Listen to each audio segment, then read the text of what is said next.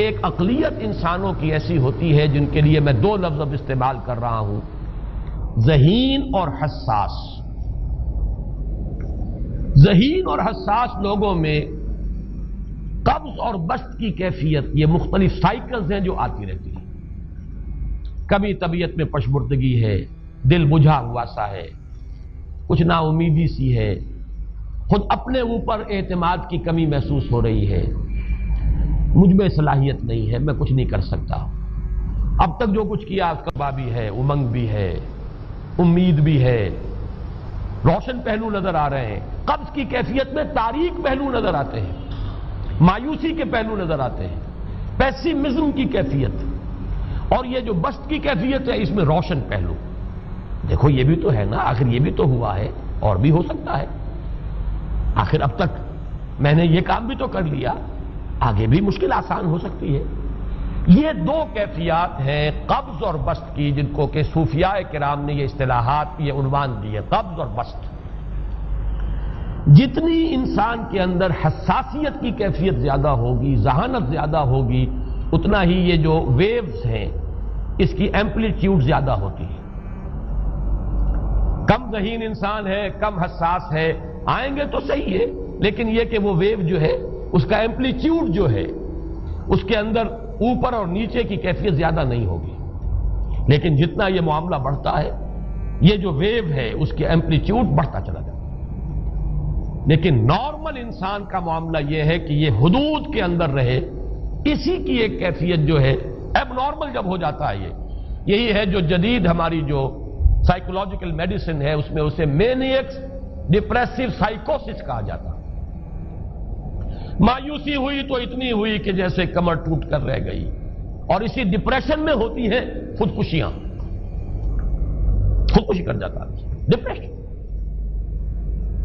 کچھ روشن پہلو نظر ہی نہیں آ رہا، کوئی امید کا پہلو نظر ہی نہیں آ رہا، کوئی صورت نظر نہیں آتی، کوئی امید بر نہیں آتی، کس طرف جاؤں، کدھر دیکھوں، کسے آواز دوں، اے ہجوم نامرادی دل بہت گھبرائے ہے۔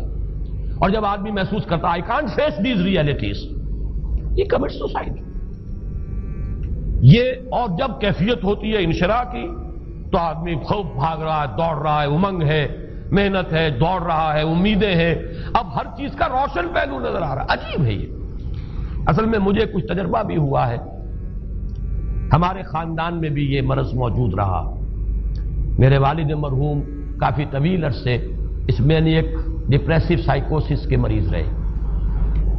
کچھ ہوتا ہے یہ معاملہ، ویسے بھی شاید ہمارا خاندان جو ہے اس کیٹیگری میں آتا ہے جس میں ذہانت نسبتاً کچھ زیادہ ہے، حساسیت بھی نسبتاً کچھ زیادہ ہے۔ یہ دوسری بات ہے کہ کوئی شخص جو ہے یہ فلسفے کے طور پر اختیار کر لے کہ اپنے آپ کو ڈھیٹ بنا لینا ہے، یہ فلسفہ بھی بن سکتا ہے، لیکن یہ ہے کہ اگر آدمی چھوڑ دے اپنی طبیعت کو تو یہ دونوں کیفیات آتی ہیں۔ انہی کیفیات میں اگر یہ جو اپورڈ اینڈ ڈاؤنورڈ موومنٹ ہے یہ ایک حد سے نکل جائے تو یہ بیماری ہے مینیک سائیکوسس، مینیک ڈپریسو سائیکوسس۔ اس میں جب آدمی ہوتا ہے وہ اپر کیفیت میں تو اس کے اندر بڑی عظیمت ہے، روشنی ہے، امید ہے، لوگوں سے گفتگو کر رہا ہے، حق بول رہا ہے، خوب جو ہے محفل کے اندر، اب وہ محفل میں اسے دلچسپی محسوس ہو رہی ہے اور اسے ہر چیز کا روشن پہلو نظر آ رہا ہے، خود اپنے وجود کا بھی روشن پہلو، دوسروں کے وجود کا بھی، دوسروں کی بات میں سے بھی وہ اچھا پہلو تلاش کریں گے، وہ برا پہلو تلاش نہیں کریں گے۔ جب دوسری کیفیت ہے ڈپریشن کی، ہر ایک کی بات میں کوئی برائی نظر آئے گی، کوئی اس کی نیت کا فطور ہے، کوئی فساد ہے، کوئی یہ جو ہے بدنیتی کے ساتھ یہ بات کر رہا ہے، کوئی خیر کہیں ہے ہی نہیں، برائی ہی برائی ہے، مایوسی ہی مایوسی ہے، بدلی ہی بدلی۔ یہ ہے در حقیقت وہ کیفیت، اس کو غالب نے بہترین انداز میں تعبیر کیا ہے۔ ذہین اور حساس انسانوں میں ان کی جو ترقی ہے وہ انہی مراحل سے ہو کر گزرتی ہے، اور ہر ڈپریشن کے بعد، ڈپریشن میں اس سینس میں استعمال نہیں کر رہا یعنی بیماری کی حد تک پہنچنے والی ڈپریشن نہیں، صرف قبض کی حد تک پہنچنے والا معاملہ۔ ہر قبض کے بعد جب بسط آتا ہے تو آگے ترقی ہوتی ہے، جس کو آپ کہتے ہیں بائی لیپس اینڈ باؤنڈس، آدمی جو ہے چھلانگ لگاتا ہے، گویا کہ ایک درجہ جو پہلے تھا اس سے آگے درجہ انسان کا جو ہے اس سے بلند تر پوزیشن پر انسان پہنچتا ہے. ہر قبض کے بعد جو نیا بست آتا ہے وہ ایک نئی کیفیت، نئی شان، نئی بلندی، نئی رفعت لے کر آتا ہے. اس کو غالب نے تعبیر کیا ہے بہت خوبصورت انداز ہے. رکتی ہے میری طبع تو ہوتی ہے رواں اور. یعنی شاعر بھی کبھی ایسا وقت آتا ہے شعر جو ہے اس پر نازل ہی نہیں ہو رہا، شعر نہیں کہہ پا رہا، طبیعت میں رکاوٹ سی ہے، بندش سی ہو گئی ہے، کوئی کلام موضوع ہو ہی نہیں رہا. لیکن پھر جب یہ کیفیت جو ہے بدلتی ہے اور جب پھر بست کی کیفیت آتی ہے، رکتی ہے میری طبع تو ہوتی ہے رواں اور، پھر اس کے اندر ایک جولانی نئی ایک کیفیت جو ہے انشراح کی، وہ ایک بالکل نئی کیفیت، نئی شان کے ساتھ. یہ ہے وہ معاملہ جو ان آیات مبارکہ کے پس منظر میں ہے. اسی لیے اب میں آپ کو اس کا حوالہ دے رہا ہوں. تفسیر مظہری میں قاضی ثناء اللہ پانی پتی رحمت اللہ علیہ نے بہت عمدہ بات فرمائی ہے کہ حالت قبض اگر کسی شخص پر طاری ہو تو اس حال میں اکسیر کا درجہ رکھتی ہے یہ سورہ مبارکہ، اس لیے کہ یہ نازل ہوئی ہے محمد الرسول اللہ صلی اللہ علیہ وسلم پر اسی حالت قبض میں. وَالضُّحَىٰ وَاللَّيْلِ إِذَا سَجَىٰ مَا وَدَّعَكَ رَبُّكَ وَمَا قَلَىٰ وَلَلْآخِرَةُ خَيْرٌ لَكَ مِنَ الْأُولَىٰ وَلَسَوْفَ يُعْطِيكَ رَبُّكَ فَتَرْضَىٰ أَلَمْ يَجِدْكَ يَتِيمًا فَآوَىٰ وَوَجَدَكَ ضَالًّا فَهَدَىٰ وَوَجَدَكَ عَائِلًا فَأَغْنَىٰ. یہ تمام آیات اب معلوم ہوگا کہ جیسے موتی پروئے ہوئے. ایک لفظ قبض، اب اس میں جو بھی واقعاتی اور جو میں نے آپ کو روایاتی جو بھی پس منظر بیان کیا وہ بھی فٹ بیٹھ رہا ہے. وہ خودکشی کا معاملہ بھی آ گیا، اس میں فٹ بیٹھ رہا ہے کہ بخاری شریف میں روایت موجود ہے کہ حضور فرماتے ہیں کہ میری طبیعت پر اس درجے اضطراب تھا، اتنی کیفیت جو ہے میری تشویش کی تھی کہ میرے دل میں بار بار خیال آتا تھا کہ پہاڑ پر چڑھ کر اپنے آپ کو نیچے گرا دوں. یہ سارے معاملات اب آپ کو محسوس ہوگا جیسے تمام کڑیاں جو ہے وہ جڑ گئی، جیسے رات کو اب آپ اٹھ نہیں پا رہے، اضمحلال ہے، اعصابی جو ہے اعصاب اس درجے متاثر ہو چکے ہیں.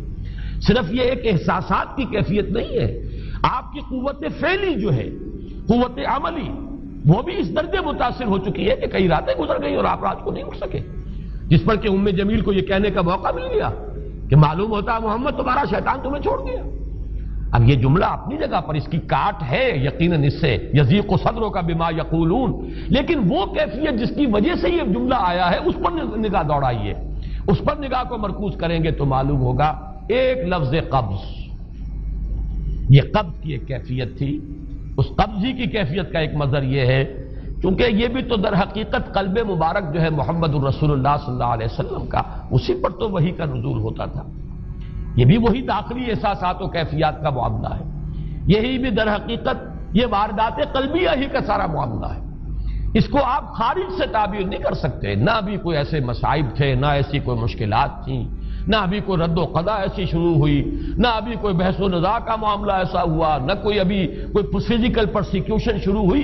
یہ سب داخلی ہی کیفیات ہیں، اور ان داخلی کیفیات کے حوالے سے ان سورہ مبارکہ کو اگر صحیح سمجھا ہے تو صوفیہ نے سمجھا. وہ جو اقبال کا شعر ہے کہ کچھ جو سمجھا میرے شکوے کو تو رضواں سمجھا، مجھ کو جنت سے نکالا ہوا انسان سمجھا. اور کون سمجھے گا؟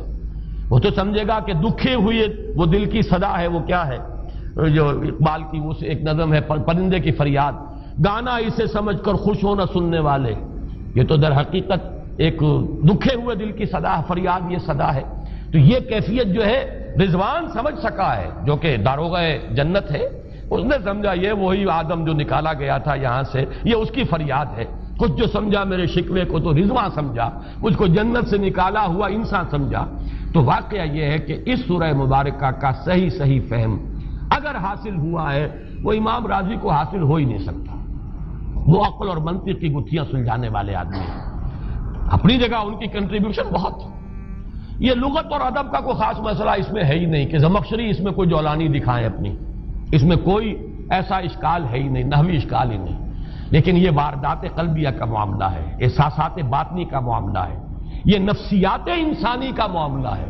اور اس کو وہی سمجھ سکتے ہیں کہ جو ماہرین علم نفس ہیں، اور وہ ہیں صوفیاء کرام ہمارے ہاں، جن کا وہ ذوق ہے باطنی کیفیات و احساسات، جن کا موضوع ہے کہ یہ در حقیقت حالت قبض کی کیفیت ہے.